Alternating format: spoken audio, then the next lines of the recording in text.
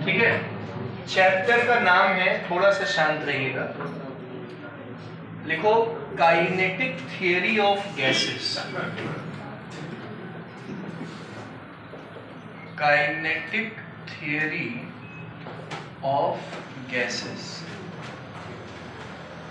ये तो हम अभी पढ़ा रहे हैं, आपको छोटा सा काम देंगे आज, वो भी करके आना है। ठीक है, देखिए काइनेटिक थ्योरी ऑफ गैसेस में हमें ऑब्वियस सी बात है किसके बारे में पढ़ना है, गैसेस के बारे में पढ़ना है। तो गैसेस के बारे में सब लोग ये जानते ही हो, बेसिक चीजें सब गैसेस के बारे में जानते हो। गैसेस, इंटरमोलिकुलर गैसेस में इंटरमोलिकुलर स्पेसेस बहुत ही ज्यादा, कम नहीं वाजपेयी, इंटरमोलिकुलर स्पेसेस बहुत ही ज्यादा, क्योंकि इंटरमोलिकुलर फोर्स ऑफ अट्रैक्शन बहुत ही क्या होता है, कम। नहीं समझे, ये सब पता है सबको, इंटरमोलिकुलर स्पेसेस ज्यादा क्योंकि इंटरमोलिकुलर अट्रैक्शन कम।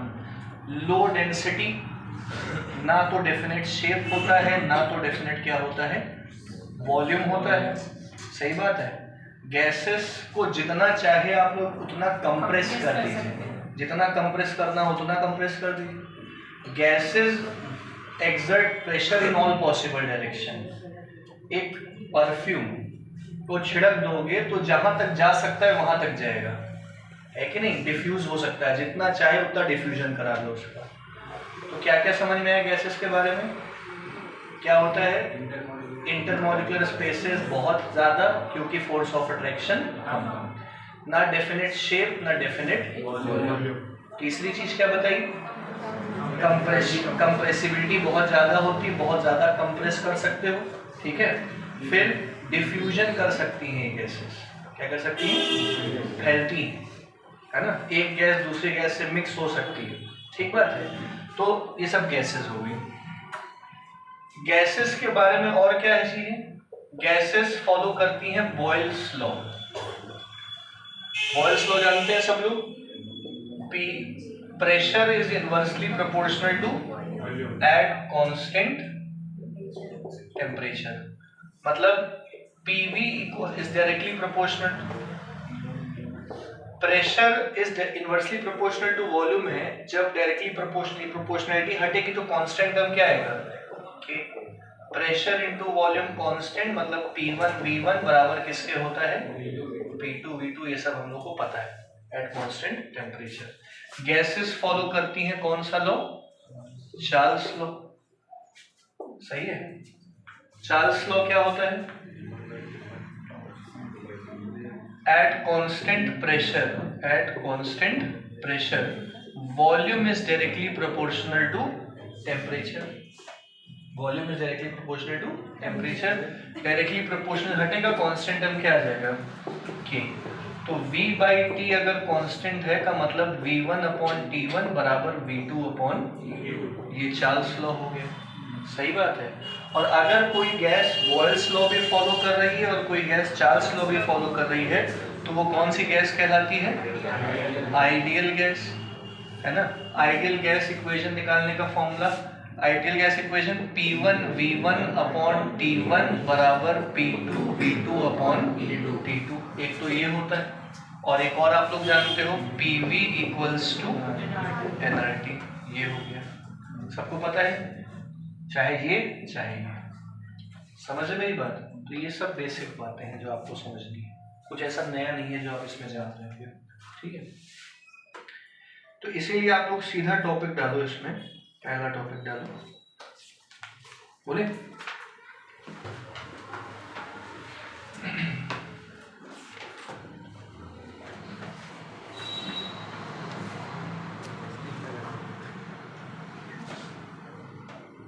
लिखिए concept of ideal gas, concept of ideal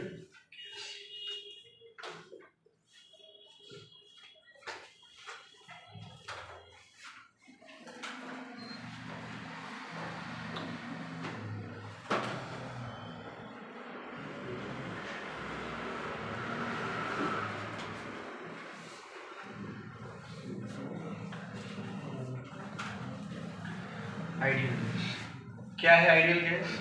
a gas which obeys Boyle's law,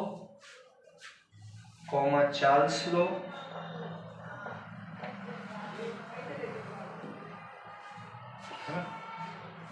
and other gas laws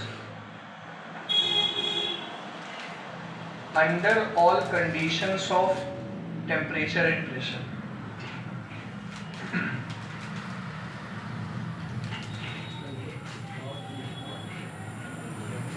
Under all conditions of temperature and pressure.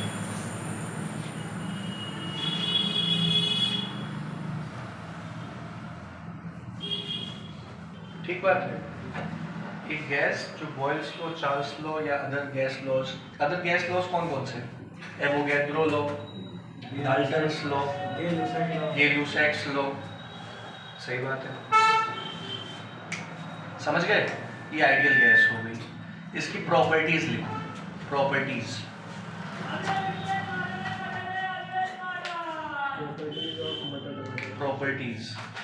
ठीक है। पहले लिखो, no intermolecular force exist between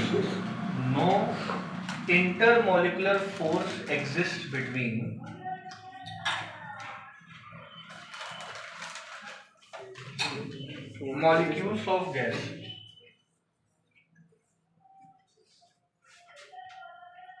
intermolecular force of attraction नहीं होगा। समझ गए? है ही नहीं, एग्जिस्ट ही नहीं करता है, इसलिए जितनी दूर हो सकेंगी उतनी दूर रहती है। दूसरा क्या लिखोगे? The size of, second point, size of molecules of ideal gas, size of molecules of ideal gas is infinitesimally small,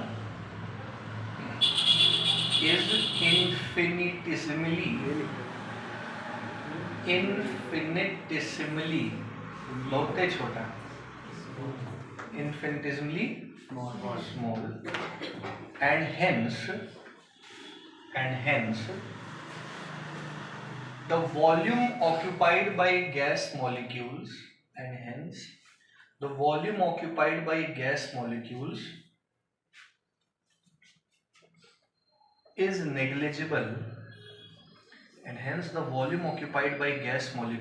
is negligible, as compared to total volume of container,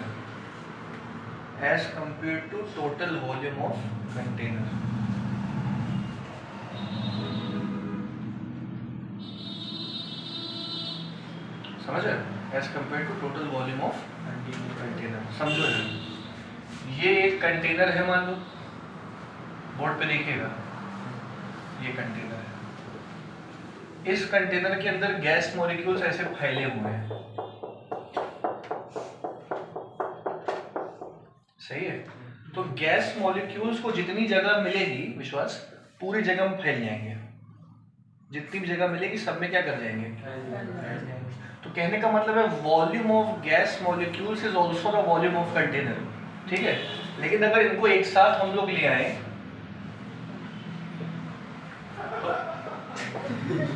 तो एक साथ लाने पे उनका वॉल्यूम लगभग इतना होगा। इन गैस मॉलिक्यूल्स को एक साथ जोड़ने पे इतना ही मॉलिक्यूल है, वॉल्यूम आएगा। मतलब volume of gas molecule is negligible as compare to total volume of container. समझ गए ना? तो अगर क्वेश्चन में वॉल्यूम दिया है तो वो कंटेनर का वॉल्यूम ही गैस मॉलिक्यूल्स का वॉल्यूम है। सब कंटेनर का तापमान ही गैस मॉलिक्यूल का तापमान है। नहीं समझ पा रहे मेरी बात? हाँ है, ठीक है। अगला लिखो, for ideal gas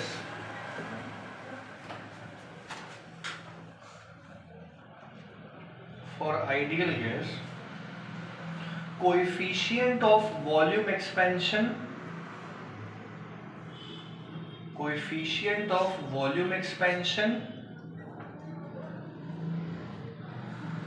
and pressure expansion are equal। Ideal gas के लिए कोएफिशिएंट ऑफ वॉल्यूम एक्सपेंशन और प्रेशर एक्सपेंशन बराबर होते हैं।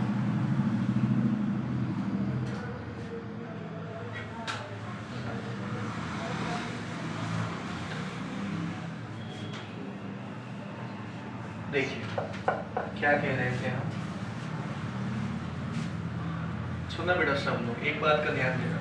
जैसे एक वायर है, इस वायर की इनिशियल लेंथ कितनी है, L है, सही है।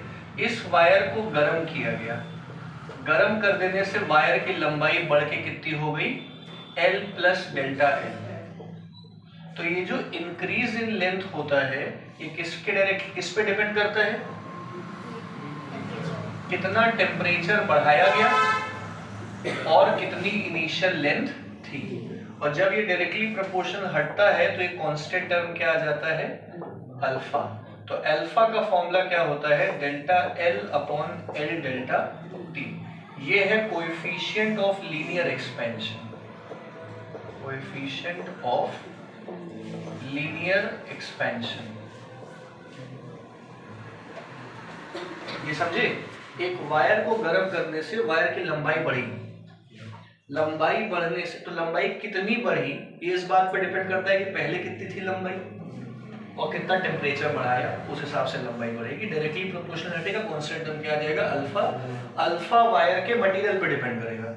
इसी से एक और फॉर्मूला बना सकते हो, देखो delta L is equal to alpha L delta T है जैसे मान लीजिए। तो डेल्टा L का मतलब प्रवेश L2 मतलब बाद में कितनी लेंथ हो गई माइनस पहले कितनी लेंथ थी, equal to alpha L delta T minus L भरा क्या हो जाएगा, alpha L delta T plus L। तो L डैश का फॉर्मूला इसमें से क्या कॉमन आ गया, 1 प्लस अल्फा डेल्टा T। नई लेंथ इस पुरानी length 1 plus alpha delta T, coefficient of linear expansion. बात समझ में आई। इसी तरीके से अगर एक स्क्वायर है, समझना, तो स्क्वायर को गर्म करोगे तो उसका एरिया बढ़ेगा। स्क्वायर, रेक्टेंगल, कोई भी लेंथ और ब्रेड्थ होने वाली चीज है ना, अगर उनको गर्म करोगे तो क्या बढ़ेगा, एरिया बढ़ेगा। लंबाई बढ़ेगी वो भी L डेल्टा T पे डिपेंड करता है, एरिया बढ़ेगा वो भी किस पे डिपेंड करेगा, कितना एरिया था और कितना टेम्परेचर बढ़ाया गया। जब डायरेक्टली प्रोपोर्शनल हटेगा तो कांस्टेंट टर्म क्या आ जाएगा, बीटा। तो बीटा का फॉर्मूला आ गया delta A by A delta T। अगर ये कोएफिशिएंट ऑफ लीनियर एक्सपेंशन है लंबाई की वजह से, तो ये होगा coefficient of superficial expansion, areal expansion. बात समझ में आ रही है। अच्छा, इससे भी हम लोग ऐसा कुछ फॉर्मूला बना सकते हैं, मतलब नया area will be equal to पुराना area 1 plus beta delta T। ये बात समझ में आ गई। और अगर एरिया ना बढ़ के क्या बढ़ रहा होता, वॉल्यूम। मान लो ये चीज हम वॉल्यूम के लिए समझेंगे, तो नया वॉल्यूम विल बी पुराना volume 1 plus gamma delta T। पुराना वॉल्यूम नया वॉल्यूम गामा। अच्छा, beta coefficient of superficial expansion, area बढ़ा तो गामा क्या है, coefficient of volumetric expansion, volume बढ़ गया। तो ये है कोएफिशिएंट ऑफ वॉल्यूम एक्सपेंशन या क्यूबिकल एक्सपेंशन। और आइडियल गैस के लिए गामा की वैल्यू, ये जो लिखवाया है मैंने, for ideal gas coefficient of volume expansion और कोएफिशिएंट ऑफ प्रेशर एक्सपेंशन बराबर होता है। मतलब यहाँ अगर प्रेशर आ जाए चाहे यहाँ क्या आ जाए, वॉल्यूम, इस गामा की वैल्यू आइडियल गैस के लिए क्या रहेगी, नहीं समझ में आया। इतना सब ये लिखना है, लिख लो काम भी लिखो। देखो बेटा इधर वाजपेयी जी, ये जो सुनिएगा, ये जो अल्फा बीटा और गामा की जो वैल्यू आई है इसका रेशियो 1:2:3 होता है, ठीक है। ये इसके मुकाबले 2 गुना और ये इसके मुकाबले 3 गुना होता है, ठीक है। कितनी प्रॉपर्टीज हो गई, 3। लिखो अगली property, Cp and Cv for ideal gas. Cp and Cv for ideal gas. Cp Cv पता है? Does not depend upon temperature. Ideal gas के लिए Cp Cv तापमान पर निर्भर नहीं करती। ठीक है?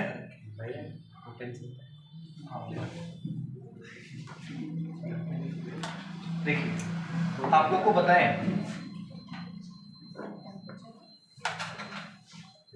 जैसे आपको बताएं कोई भी गैस अभिश्रुत इन प्रैक्टिस आइडियल नहीं है। भाई आइडियल गैस तो पॉसिबल ही नहीं है ना। जैसे आइडियल लिक्विड नहीं पॉसिबल है, जीरो कंप्रेसिबिलिटी, जीरो विस्कोसिटी। तो लेकिन कुछ ऐसी गैसेस हैं जो आइडियल गैस होने के करीब होती हैं। जैसे कौन कौन सी आइडियल गैस के करीब होती हैं?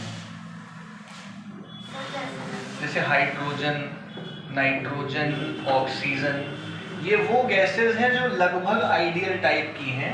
क्यों? देखो आइडियल गैस कैसे पहचानोगे?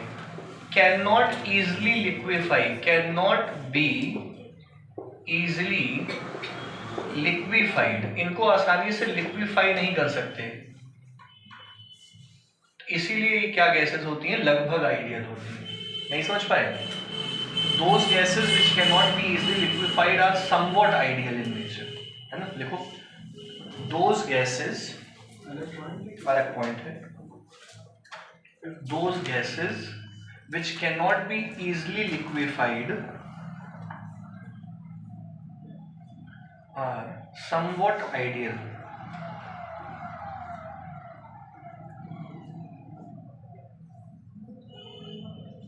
जैसे कौन कौन? Hydrogen, nitrogen, oxygen, hydrogen, nitrogen, oxygen. ठीक है?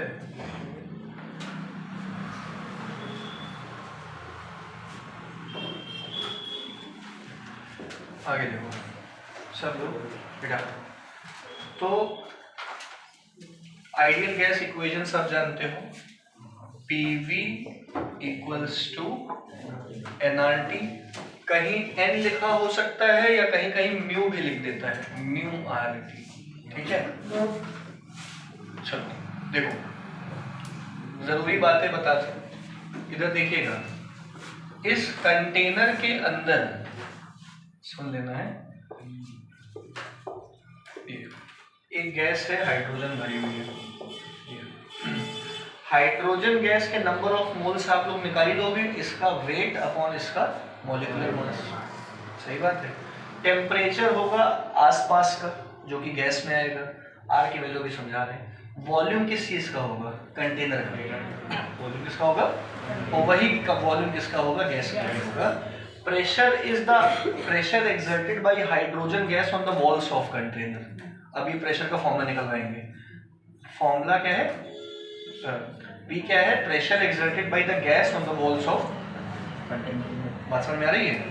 तो अगर हम लोग एक गैस हाइड्रोजन को एक गैस नाइट्रोजन से जोड़ दें और इनके मिक्सचर को यहाँ डाल दें, तो हाइड्रोजन अलग प्रेशर लगाएगी, नाइट्रोजन अलग प्रेशर लगाएगी, है ना? तो दोनों का प्रेशर अलग अलग होगा इस फॉर्मूले में। P का P1, P का P2, इसका P1, इसका क्या होगा? P2। इसका नंबर ऑफ मोल N1 होगा, इसका नंबर ऑफ मोल क्या होगा? N2 होगा। दोनों के लिए R सेम होगा, दोनों के लिए तापमान सेम होगा, दोनों के लिए वॉल्यूम, क्योंकि वो तो बाकी चीजें हैं। नहीं समझ पाए मेरी बात? नंबर ऑफ मोल्स के चेंज होने से क्या चेंज होगा? प्रेशर। वॉल्यूम तो कंटेनर का ही नाम होता है ना। हाँ। और नंबर ऑफ मोल्स के बाद ठीक समझ गए? अब R की कौन कौन सी रौनक वैल्यू यूज करनी है? अच्छा हाँ, रौनक ने कल एक क्वेश्चन पूछा था, वो क्वेश्चन जरा हम फिर से सबसे पूछ लें, 1 मिनट लगेगा बस। है सवाल है हमारा अनमोल से। अनमोल, एक रॉड की लेंथ 50 सेंटीमीटर, सही बात है, ठीक है, का वजन 50 ग्राम, 50 किलो, ठीक है, का यंग्स मॉडुलस 1 इंटू 10⁻11। सही है। क्या निकालना था उसमें? डेल्टा एल का cross sectional area 10⁻10 centimetre square. सही है। तो बताओ का डेल्टा एल क्या आएगा? डेल्टा एल का फॉर्मूला, हाँ, कितना इंक्रीज इन लेंथ होगी? यंग्स मॉडुलस वाला फॉर्मूला बताइए। FL upon A into delta L. Delta L या स्मॉल एल जो कह लो, तो यहाँ से क्या निकल के आएगा? डेल्टा एल निकल के आ जाएगा। क्या आएगा? FL upon AY। सही है ना? तो F की जगह क्या लिखेंगे?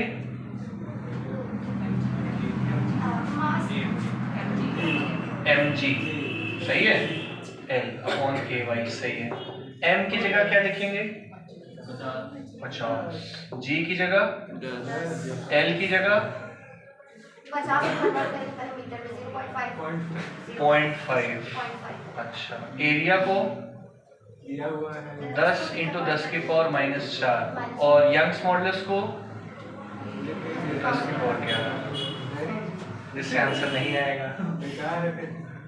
देखो यही तो गलती, रौनक भी वही गलती कर रहे थे, कल तुम लोग वही कर रहे हो। देखो बताया ना, बेसिक गलती सब करते हैं। ये कौन सही बताएगा? रौनक को तो कल बता ही दिया तो। हाँ, बेसिक गलती है, सब करते हैं। जब पढ़ाया था तब भी बताया था सब करते हैं, लेकिन फिर भी सब करते हैं। बताओ भाई। रौनक बता दी, नंबर उड़ रहे हैं। सेंटर, एक यूनिफॉर्म चीज का सेंटर ऑफ मास जहां पे होगा वहीं पे उसका क्या एक्ट करेगा? वेट। तो L नहीं, आप यहाँ क्या लेंगे? L/2 लेंगे। समझे मेरी बात? तो ये बेसिक गलती कल भैया रौनक कर रहे थे। 50 आंसर की जगह 25 आ रहा था। चलो छोड़ो। तो हम वही बता रहे थे आप लोगों को कि इधर देखना बोर्ड पे, PV इक्वल टू nRT ये फॉर्मूला है ना भैया? सुनिएगा, यहाँ पे प्रेशर क्या होता है? Atmospheric pressure. एटमॉस्फेरिक प्रेशर की वजह देखिएगा बेटा, 1 atm। एटमॉस्फेरिक प्रेशर क्या होता है? 1 atm। ठीक है। और टेम्परेचर 273 केल्विन। सही बात है। और 1 मोल की गैस पे बात कर रहे हैं, 1 मोल की गैस के लिए बात कर रहे हैं। और ये STP पे, 1 मोल एट STP। तो स्टैंडर्ड टेम्परेचर और प्रेशर जब होगा तो टेम्परेचर 273, प्रेशर 1 atm होता है स्टैंडर्ड। ठीक है। और वॉल्यूम क्या होता है STP पे? STP पे वॉल्यूम कितना होता है निकल लो? 22.4 लीटर, 22.4 लीटर वॉल्यूम होता है। जब इसको यहाँ रखोगे PV इक्वल टू nRT में, सुनिएगा, प्रेशर की जगह 1 atm, वॉल्यूम की जगह 22.4 लीटर, नंबर ऑफ मोल आपने क्या ले लिए? 1 मोल गैस के लिए, R की वैल्यू, टेम्परेचर 273 केल्विन। तो यहां से जो R की वैल्यू कैलकुलेट होके आएगी वो आएगी 1 into 22.4 atm litre upon mole, और ये 273 केल्विन। सही है। 22.4 को 273 से डिवाइड कराओगे तो 0.0821 atm लीटर पर मोल पर केल्विन, ये R की वैल्यू आ जाएगी जो आपको यूज करनी है तब जब प्रेशर atm में हो, वॉल्यूम लीटर में हो, और मोल और केल्विन तो हो गई होगा। नहीं समझ पाए लेकिन अब देखिएगा इसी के बाद प्रेशर, बेटा प्रेशर atm में है, एक atm में 1.013 इंटू 10⁵ पास्कल होते हैं। सही है। और पास्कल किसकी यूनिट है अभिनय? प्रेशर की। और प्रेशर का फॉर्मूला होता है फोर्स अपॉन एरिया। तो टेक्निकली ये न्यूटन पर मीटर स्क्वायर है। वॉल्यूम 22.4 लीटर है। लीटर को मीटर क्यूब में चेंज करो, 1 लीटर में कितने मीटर क्यूब होते हैं? 10 की पावर -3, मतलब 1000 से डिवाइड कर दोगे तो मीटर क्यूब में आ जाएगा। समझ आ रहा है? अब आप लोग देख रहे होंगे कि प्रेशर एसआई यूनिट में है और वॉल्यूम भी एसआई सिस्टम में आ गया है।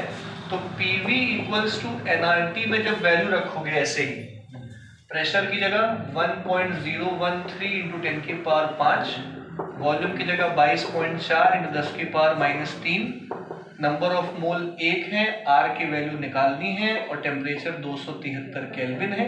तो सॉल्व करने पे आर की वैल्यू आएगी 8.314। ये न्यूटन पर मीटर स्क्वायर में था। प्रेशर किस में था? न्यूटन पर मीटर स्क्वायर में। वॉल्यूम किस में था? मीटर क्यूब में। पर मोल पर केल्विन, पर मोल पर केल्विन, तो मीटर क्यूब मीटर स्क्वायर कटा, 8.314 न्यूटन मीटर, मोल ऊपर जाएगा तो पर मोल पर केल्विन, ये आर की वैल्यू हो जाएगी। ऑफ न्यूटन इंटू मीटर को क्या लिख सकते हैं? न्यूटन मतलब क्या है? फोर्स। मीटर मतलब क्या है? Displacement. Force into displacement work, और वर्क की यूनिट क्या होती है? जूल। तो ये 8.314 जूल पर मोल पर केल्विन है। ये आर की वैल्यू तब यूज करना जब जूल पर मोल पर केल्विन या एसआई सिस्टम में चीजें हो, वरना ये यूज करना। ठीक है?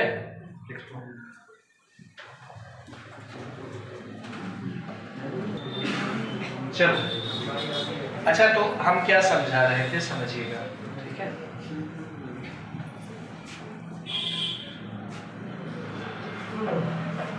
ये लिख लिया ना, कब कौन सा यूज होगा।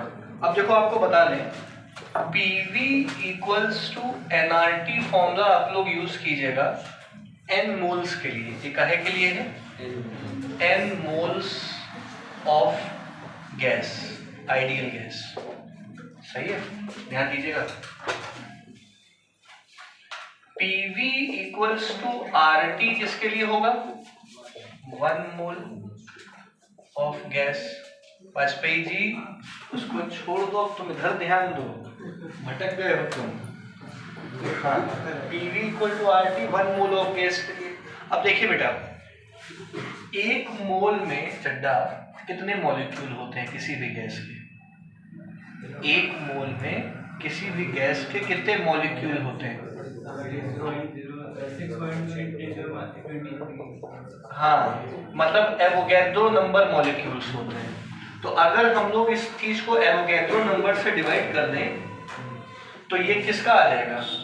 1 मॉलिक्यूल ऑफ गैस के लिए फॉर्मूला हो जाएगा। समझे?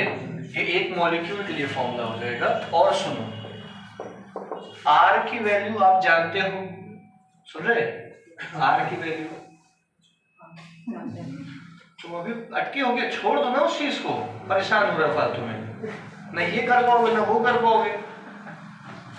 R की वैल्यू और N की वैल्यू को एवोगैड्रो नंबर को डिवाइड कराओगे तो एक नया कांस्टेंट बन जाएगा K। ये फॉर्मूला आएगा फॉर 1 मॉलिक्यूल ऑफ गैस। मतलब यहाँ पे R/N ही K है। K क्या है? Boltzmann constant. Boltzmann constant. R क्या था? R क्या है? Gas constant. Gas constant, universal gas constant है ना। ये R है बोल्ट्जमैन कांस्टेंट। इसकी वैल्यू जो है 1.38 इंटू 10 की पावर -23। ठीक है, जूल पर केल्विन। समझ में आया कि नहीं आया? जूल पर केल्विन, ये 1 मॉलिक्यूल के लिए है। अच्छा, अब इधर देखो जरा, अगर हम इसको इससे मल्टीप्लाई कर दें, n सिर्फ n क्या है? नंबर ऑफ मॉलिक्यूल, और n मॉलिक्यूल्स ऑफ गैस, ये n मॉलिक्यूल्स के लिए हो गया। अरे बहुत सिंपल है, number of moles n moles, 1 mole 1 molecule n molecule.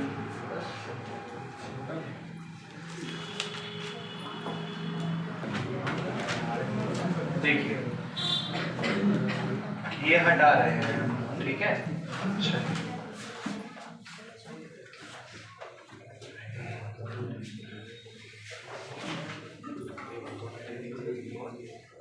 एक सुनिए बेटा, एक क्वेश्चन दे रहे हैं, ट्राई करो, ठीक है, वो क्वेश्चन ट्राई करो फिर आगे बढ़ जाते हैं। देखो, प्रेशर ऑफ अ गैस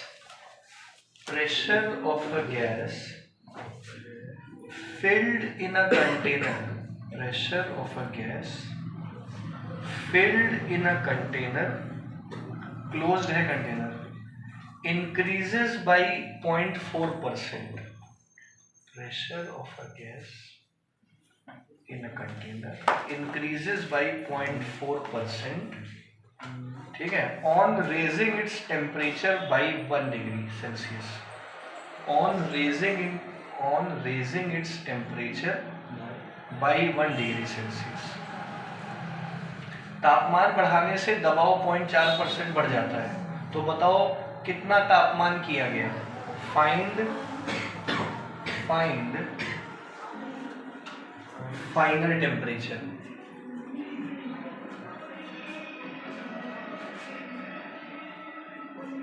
आप बोर्ड पे देखो 1 मिनट के लिए बस।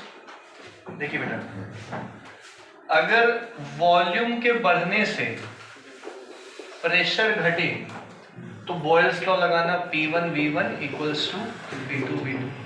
अगर टेम्परेचर के बढ़ने से वॉल्यूम बढ़े, टेम्परेचर के बढ़ने से वॉल्यूम, तो चार्ल्स लॉ लगाना V1 by T1 equal to V2 by, लेकिन टेम्परेचर के बढ़ने से प्रेशर बढ़े तो प्रेशर लॉ लगाना, pressure temperature law, P1 by T1 equal to P2 by, वही volume is directly proportional to temperature, तो V1 by T1 equal to V2 by T2, यहाँ P1 by T1 equal to P2 by, तो पहले pressure रहा होगा P, जो कि 0.4% बढ़ गया, सुन रहे हो?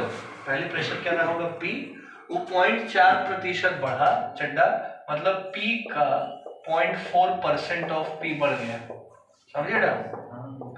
0.4 into P divided by 100 to 100.04 P divided by 100, ये P2 हो गया। पहले टेम्परेचर रहा होगा T और बाद में टेम्परेचर कितना हो गया?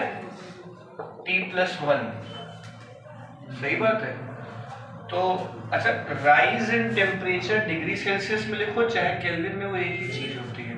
तो P1 by T1 equals to P2 by, अब केवल वैल्यू पुट करनी है, P1 की जगह P, T1 की जगह T, P2 की जगह 100.04 P by 100 और T2 की जगह, अब ये P काट के क्रॉस मल्टीप्लाई करके T निकाल लीजिएगा। समझ गया सब लोग? आसान था। अगला टॉपिक डालो, लिख लो टॉपिक डालो। अब सबसे इम्पोर्टेंट टॉपिक डालिए, लिखिए काइनेटिक थियरी ऑफ गैसेस। बेटा, काइनेटिक थियरी ऑफ गैसेस,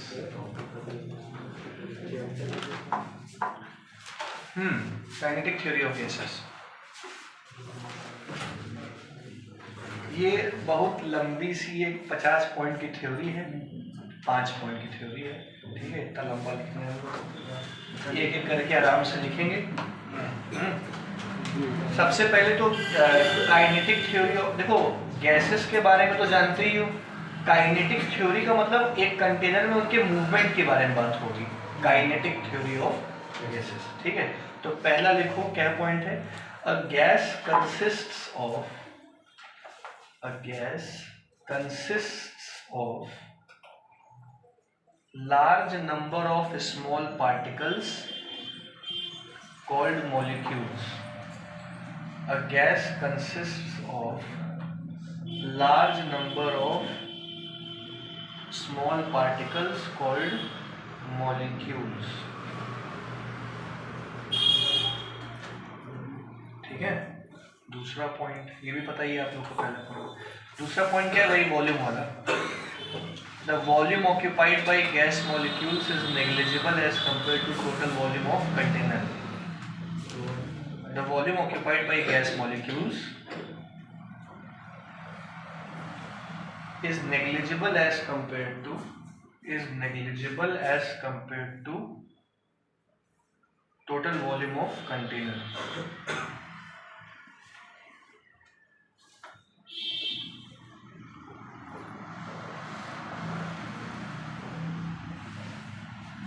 ठीक है. तीसरा, the gas molecules are in continuous random motion. The gas molecules are in continuous random motion state. मतलब लगातार उनकी स्पीड और डायरेक्शन बदलेगा. ऐसे लगातार इन गैसेस की, गैस मॉलिक्यूल का स्पीड डायरेक्शन क्या होगा, चेंज होता रहेगा. कोई इधर, कोई इधर, कोई इधर, कहीं भी जा सकती है, इधर उधर सही है. जैसे कंडक्टर्स में फ्री इलेक्ट्रॉन्स होते हैं जब तक उनको बाहर से बिजली ना दे दो. ठीक है. देखो, mass of gas molecules is negligible. Fourth point, mass of gas molecules is negligible and velocity is very large. Gas molecules is negligible. ये सब assertion reason के क्वेश्चन बनते हैं. जितना लिखवा रहे हैं सब assertion reason बनेगा यहाँ पे. The mass of gas molecules is negligible and एक बोला ना, mass of gas molecules is negligible and velocity is very large. वो velocity बहुत ज़्यादा होती है. तो वेलोसिटी ज्यादा होने की वजह से ग्रेविटी का प्रभाव कम पड़ जाता है इन पे, ना के बराबर पड़ता है. Therefore effect of gravity is negligible. Therefore effect of, भाई मास ना के बराबर और भाग बहुत तेज रहे तो धरती खींचेगी किसे, नहीं खींच पाएगी ना. नेग्लिजिबल.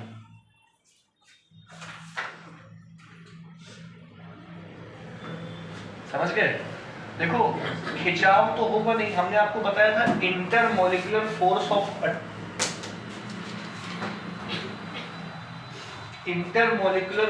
ऑफ अट्रैक्शन ना के बराबर है. लेकिन अगर कहीं गलती से गैस मॉलिक्यूल करीब करीब आ गया, सुना बेटा, इंटरमोलिकुलर फोर्स ऑफ अट्रैक्शन ना के बराबर है.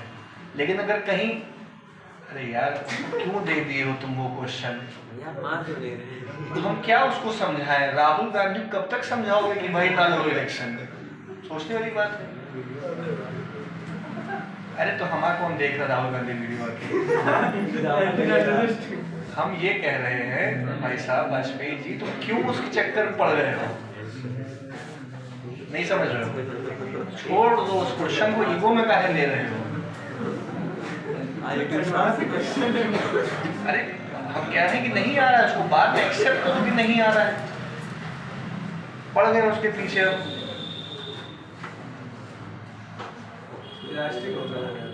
क्या? हाँ, फिलहाल हमने क्या कहा, पास आ गए. अभी लगे हुए हो. हाँ चलो ठीक है, हो गया, ठीक किए. नहीं चुल मची रहेगी. क्या बोला हमने, गैस मॉलिक्यूल्स के बीच में इंटरमोलिकुलर फोर्सेस ना के बराबर हैं, लेकिन फिर भी अगर रैंडम मोशन करते समय गैस मॉलिक्यूल्स पास पास आ गए तो उनके बीच में रिपल्शन हो जाएगा. नहीं समझे मेरी बात. सेम नेचर की गैस मॉलिक्यूल्स होंगी तो उनके बीच में क्या पाया जाएगा, रिपल्शन पाया जाएगा. लिखो,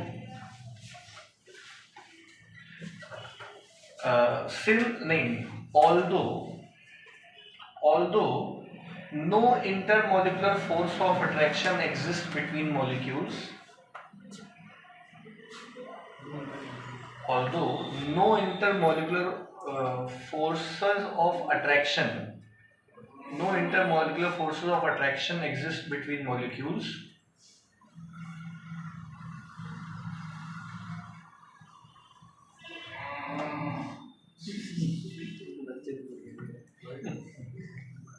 yet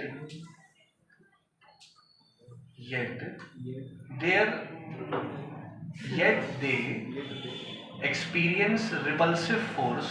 Yet they experience repulsive force when come very close to.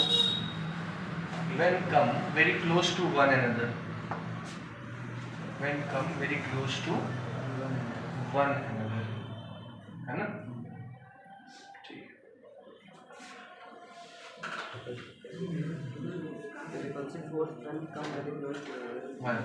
अगला कितने पॉइंट हो गए?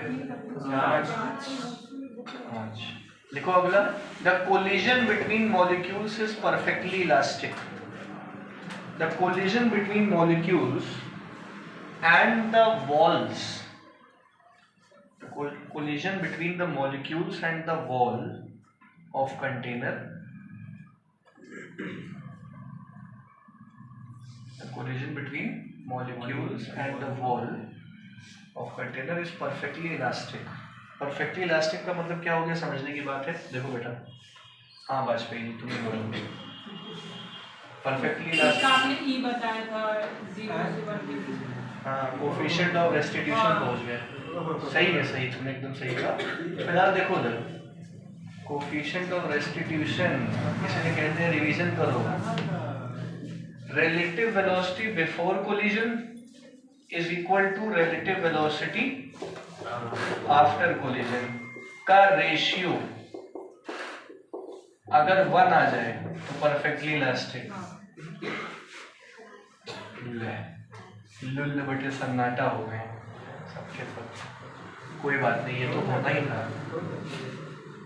वर्क एनर्जी पावर में नहीं था इलास्टिक कोलिजन, जिसका इलास्टिक कोलिजन 1D या इलास्टिक कोलिजन इन 2D के बाद कोफिशिएंट ऑफ रेस्टिट्यूशन था।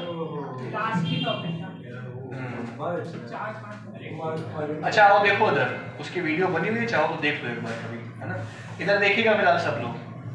हम क्या समझ आ रहे थे कि अगर ये गैस मॉलिक्यूल है चंदा, तो इसका वॉल ऑफ द कंटेनर आपस में तो टकराएंगे नहीं, रिपल्शन हो जाएगा, लेकिन वॉल ऑफ द कंटेनर से टकरा के प्रेशर तो लगाएंगे ना। लेकिन कंसेप्ट क्या है कि वॉल ऑफ द कंटेनर से जब वो बेटा यशस्वी टकराएंगे तो मॉलिक्यूल और वॉल के बीच का कोलिजन परफेक्टली इलास्टिक होगा, मतलब मोमेंटम कंजर्व रहेगा, मोमेंटम और एनर्जी।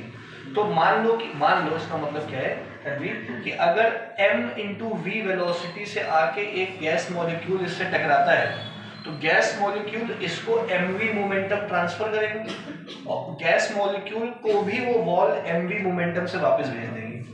mv से आएगा माइनस mv से, तो चेंज इन मोमेंटम 2mvx हो जाएगा, माइनस 2mvx। नहीं समझ पाएंगे क्या कहना चाह रहे हैं? इलास्टिक कोलिजन जितने मोमेंटम से जाएगा उतने ही मोमेंटम से इलास्टिक, ठीक है। फिर अगला लिखो, the duration of collision is negligible. ये सब असर्शन रीजन बन रहा है। The duration of collision is negligible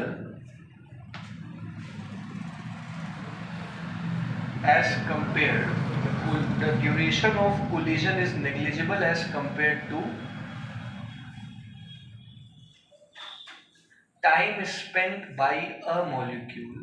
The duration of collision is negligible as compared to time spent by a molecule between successive collisions.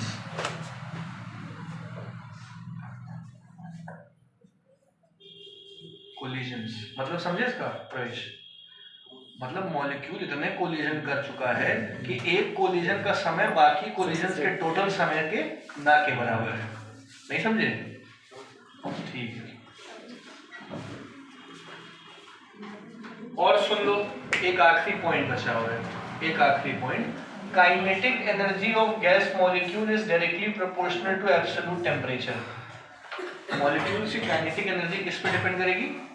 Temperature, absolute temperature, ठीक है, not directly proportional to kelvin temperature. ये अगला point, आखिरी point. Kinetic energy temperature पे depend करेगी molecules की, समझे?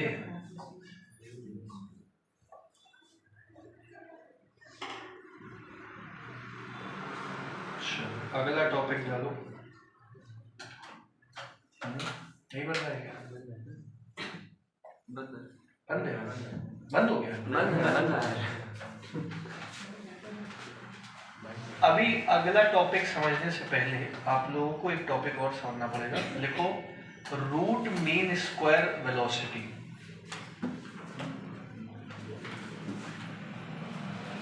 Root mean square velocity.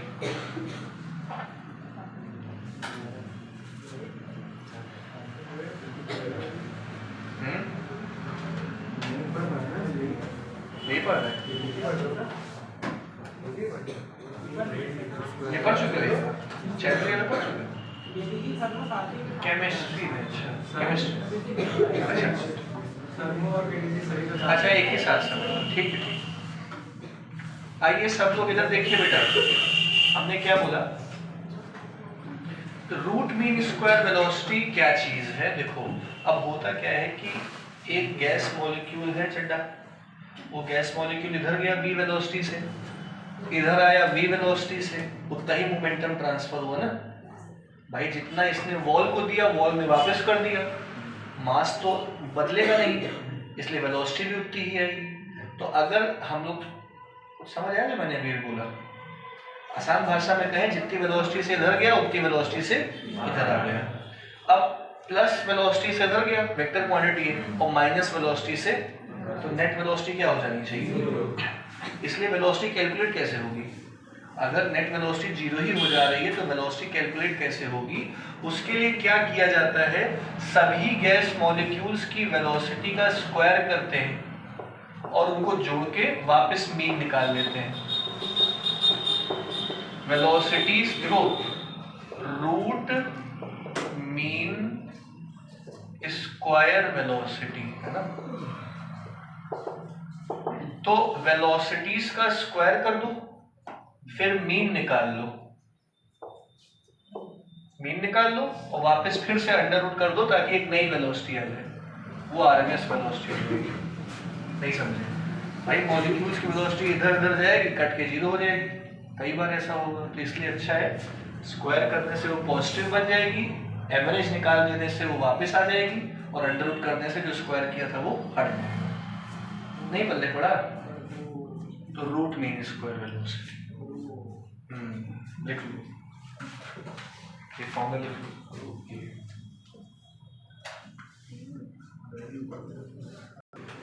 चलो ठीक है, सबको क्लियर हो गया? n नंबर ऑफ मॉलिक्यूल्स था यहाँ पे, टॉपिक डालो। अब हम लोग प्रेशर का फॉर्मूला लगा निकालेंगे। देखो बेटा समझ लो, नजरें बोर्ड पे रखो कि ये गैस मॉलिक्यूल इस कंटेनर पे कितना प्रेशर लगा रहा है, उसका हम लोग डेरिवेशन करेंगे। ठीक बात है, लिखो, बड़ा है थोड़ा। Derivation of pressure of an ideal gas, derivation of pressure of an ideal gas.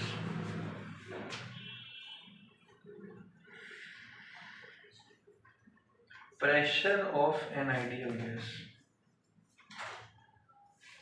ठीक है। देखो ये एक कंटेनर ले लिया हम लोगों ने, क्यूबिकल कंटेनर, ठीक है। क्यूबिकल कंटेनर, इसकी लेंथ क्या है? L, क्रॉस सेक्शन कितना है? L स्क्वायर, वॉल्यूम क्या होगा? L क्यूब, सही है। ये x एक्सिस, y एक्सिस, ये z एक्सिस। गैस मॉलिक्यूल्स तो भाई अंदर जो गैस मॉलिक्यूल्स होंगे वो तो रैंडम मोशन करेंगे, इधर उधर बुड़ुम बुड़ुम कहीं भी जाएंगे। तो एक गैस मॉलिक्यूल x डायरेक्शन में vx वेलोसिटी से चलता है, y डायरेक्शन में vy वेलोसिटी से चलता है, z डायरेक्शन में vz वेलोसिटी से चलता है। बात समझ आई? तो x, y और z हो गया। अब समझो, जो रिजल्टेंट वेलोसिटी आएगी v square equal to vx square plus vy square plus vz square, ये रिजल्टेंट वेलोसिटी का फॉर्मूला है। तो जानते हो net velocity vx square plus vy square plus vz square. अब हम लोग समझते हैं, एक गैस मॉलिक्यूल लेंगे x डायरेक्शन के लिए। देखना, फॉर अ मॉलिक्यूल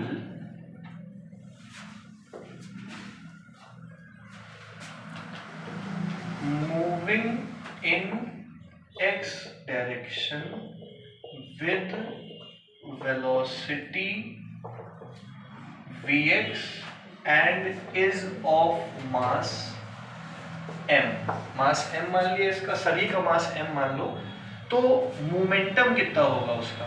मोमेंटम आएगा mvx, सही है, मोमेंटम mvx आएगा। और जब वो बॉल ऑफ कंटेनर से टकराने के बाद वापस आएगा तो वापस मोमेंटम कितना होगा? Momentum after collision, momentum after collision with the ball होएगा माइनस mvx, सही बात है। तो चेंज इन मोमेंटम क्या आएगा? चेंज इन मोमेंटम, भाई देखो बहुत सिंपल सी चीज है, हम लोग जा कहाँ है, डेरिवेशन नहीं याद करना है। Change in momentum is directly proportional to force applied, force per unit area pressure. नहीं समझ पाए क्या बोला हमने? Change in momentum is directly proportional to the force applied, force आते ही एरिया से डिवाइड कर देंगे, क्या आ जाएगा? प्रेशर। ओवरऑल यही है, ठीक है ना। तो change in momentum will B minus mvx, बाद में था और पहले था mvx, तो चेंज हो गया, कितना आ गया? Minus 2mvx। ये आया मोमेंटम में चेंज, किसका? किसका? गैस मॉलिक्यूल का, सही बात है। अच्छा, आप ऐसे समझे कि दीवार में तो पार्टिकल ही है, जैसे हम लोग गेंद को धरती की तरफ छोड़ते हैं तो बॉल टकरा के वापस आ जाती है, तो धरती तो थोड़ी हिलती होगी। m mass of ball moving with velocity v strikes m mass of earth moving with velocity v। तो मास ऑफ बॉल बहुत छोटी, वेलोसिटी चाहे जितना तेज फेंक दो, ये इतना बड़ा है कि वेलोसिटी क्रिएट होगी लेकिन ना के बराबर। तो मतलब कहने का ये कि दो चीजें टकराएंगी तो दोनों में मोमेंटम में वो आएगा ना चेंज। तो ये वाला किसका है? पार्टिकल के लिए, तो इसका प्लस वाला किसके लिए होगा? वॉल ऑफ द कंटेनर के लिए। माइनस 2mvx का चेंज आया पार्टिकल के मोमेंटम में, तो प्लस 2mvx का किसमें चेंज आएगा? वॉल ऑफ कंटेनर के लिए, ठीक है। तो momentum transferred to the wall will be plus 2mvx। ये बात समझ में आ गई? अब ये तो भैया हो गया कि एक कोलिजन की वजह से है, वो एक लौता गैस मॉलिक्यूल, सुनिएगा, एक कोलिजन थोड़ी करेगा, कितने कोलिजन करेगा? अनगिनत कोलिजन करेगा। तभी तो मैंने शुरुआत में बोला था कि टाइम एक कोलिजन का टोटल टाइम के ना के बराबर है। इसका मतलब कई कोलिजन हो रहे होंगे, टक टक टक टक, तो ये तो एक कोलिजन की वजह से हुआ। तो total momentum transferred by n collisions, by n collisions, तो total momentum transferred by n collision 2mvx into n। n frequency भी तो होगी, यही n होगी फ्रीक्वेंसी ऑफ उसका, कितनी बार वो आ गया। Number of collisions per second is also the frequency. तो frequency is reciprocal of time period, सबको पता है। और टाइम का फॉर्मूला क्या होता है? Distance upon speed. टाइम का formula distance 2l upon speed vx। 2l क्यों बोल रहे हैं? मान लो उस जगह से यहाँ गया, यहाँ से फिर वहां जाएगा, तब यहाँ पे निकलेगा ना, तो एक बार कोलिजन करने के कितनी दूरी ट्रेवल करेगा? 2l दूरी ट्रेवल करेगा। नहीं समझ पा रहे? तो यहाँ से 2 चला गया, ये आ गया mvx² डिवाइडेड बाई l। ये total momentum transferred by n collisions हो गया।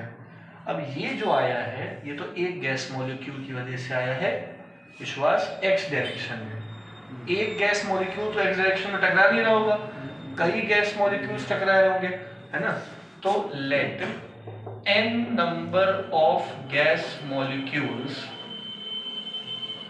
मूविंग इन x डायरेक्शन, ठीक है, देयरफॉर मोमेंटम ट्रांसफर्ड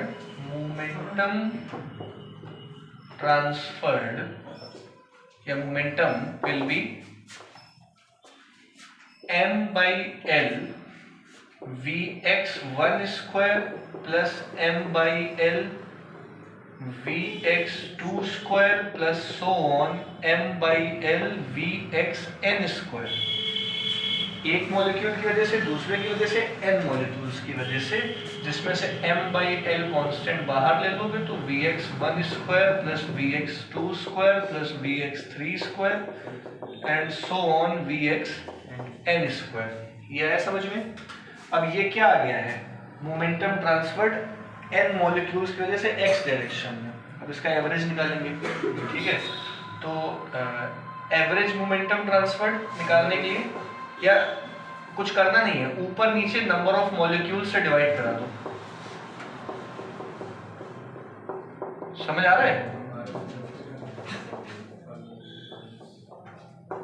ये ऊपर नीचे n मल्टीप्लाई डिवाइड किया, ये आरएमएस वेलोसिटी बन गई है, आरएमएस वेलोसिटी का स्क्वायर बन गया क्योंकि अंडर रूट तो किया नहीं है ना। तो ये बन जाएगा, जगह नहीं बची ना, पहले इतना लिखो।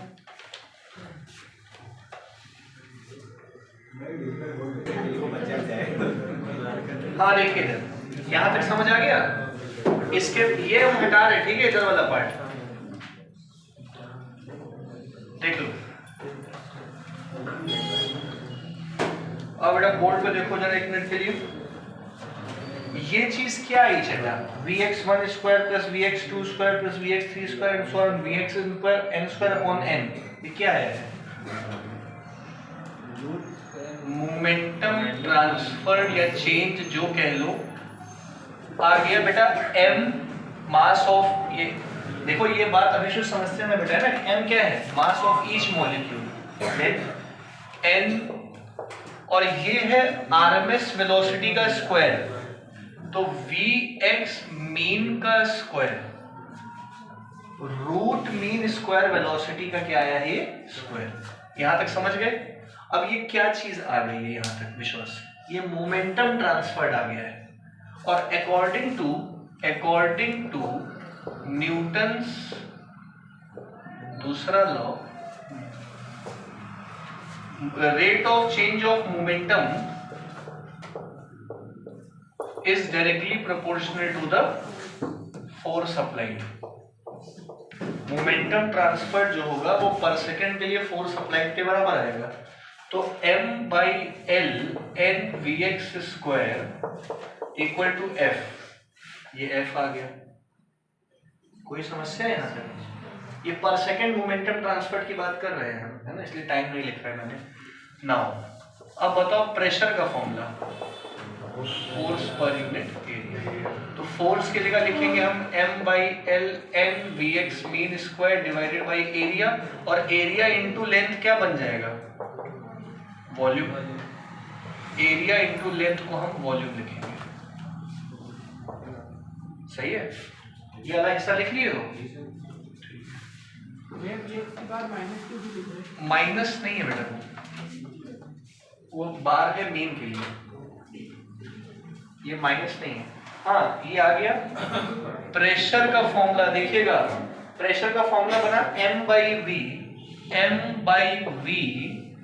n इंटू vx मीन का स्क्वायर, ये प्रेशर आ गया। यहां तक किसको समझ नहीं आया? सबको आ गया? ये जो प्रेशर आया है ये किन गैस मॉलिक्यूल्स के लिए आया है? पहले एक गैस मॉलिक्यूल के लिए निकाला था, फिर एक गैस मॉलिक्यूल के नंबर ऑफ कोलिजन की वजह से निकाला था, फिर जितने भी गैस मॉलिक्यूल थे उनको जोड़ दिया था। लेकिन ये अभी सिर्फ और सिर्फ एक्स डायरेक्शन के लिए आया है, अभी वाई और जेड बचा है। देखो इधर सब लोग पढ़े जी। फ्रॉम हम लोग को पता है कि v square vx square plus vy square plus vz square होता है। अगर हम ये अजम्पशन ले लें, अब देखो अगर ये हम अज्यूम कर लें कि vx और vy और vz तीनों डायरेक्शन में वेलोसिटीज बराबर है, तो टेक्निकली ये वाला formula v square 3vx square के बराबर हो जाएगा। vx square plus vx square plus vx square 3vx square.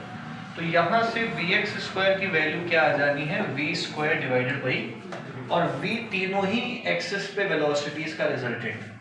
तो प्रेशर का फॉर्मूला बन गया m by v n v x square की जगह लिखा वी स्क्वायर डिवाइडेड बाई 3, तो प्रेशर का formula 1/3 m n v square upon बड़ा वी, ये वी वॉल्यूम है नीचे वाला, और ये आरएमएस वेलोसिटी है।